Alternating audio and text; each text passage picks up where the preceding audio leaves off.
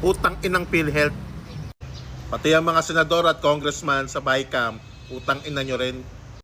Bakit putang ina yung PhilHealth? Ayan o, tingnan ninyo kung magkano gastos nila sa Christmas party at saka sa 30th anniversary nila. 138 million. Pera ng manggagawa yan. Pera ng mga contributors yan ng PhilHealth. Ano yung mga gusto nilang pagkagastosan? Ayan o, putang ina o, coffee table book. O, gusto nilang magkaroon ng mga anniversary logo display. O, special token para sa mga empleyado daw nila. Tumbler, shirt, jacket, button, tote bag.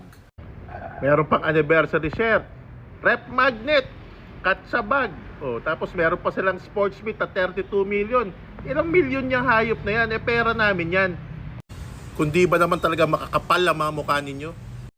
Ano na naman kaputang inahan ng ginawa ng mga magagaling yung senador at saka congressman. Ayan, tingnan ninyo. Tinanggalan ng budget yung PhilHealth, no? Wala na yung government subsidy na tinatawag sa Universal Healthcare Law. Ayan o, PhilHealth.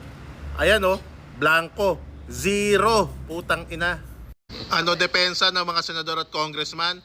Meron daw naman kasing 600 billion na reserve fund ang PhilHealth. Mga bobot tanga pala kayo eh. Reserve fund, syempre kailangan ng pondo na yun na nakareserba para do sa mga extraordinary na mga sakit. At saka kapag baka mamaya biglang magkaroon ulit ng pandemic, kailangan yon ng mga lahat ng manggagawang Pilipino. At isa pa, sabi ng Universal Healthcare Law, dapat ang gobyerno may subsidy dyan sa PhilHealth. Bakit? Kasi doon sa Universal Healthcare Law, kinover lahat ng PhilHealth ng batas para pati yung mga hindi nagko-contribute pwedeng maka-avail ng mga PhilHealth na benepisyo. Sino nga yung pag-shoulderin nyo yan? Ito yung mga contributors ng mga manggagawa. Wala nang contribution ng gobyerno. Ano, kami-kami na lang to.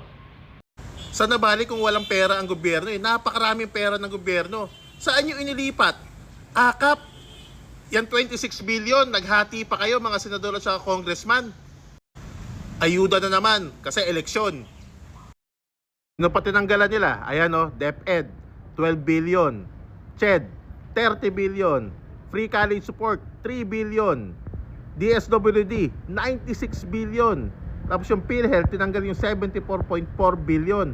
Yan lahat yung mga tinanggal ng mga senador at congressman dahil hindi daw nila prioridad yung mga departamentong yan, edukasyon, kalusugan.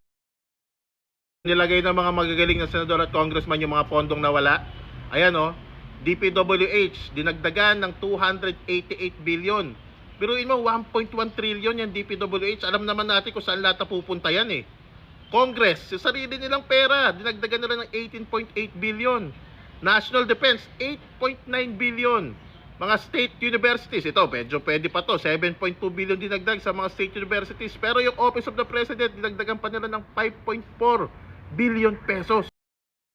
Sa dinami-dami ng senador at saka congressman na umattend yung BICAM na yan para aprobahan yung budget na yan, si Bato de la Rosa, Risa Ontiveros at Mig Zubiri ang hindi pumirma dyan sa BICAM na yan, sa budget na yan. Tapos si Bongo, hindi siya umattend.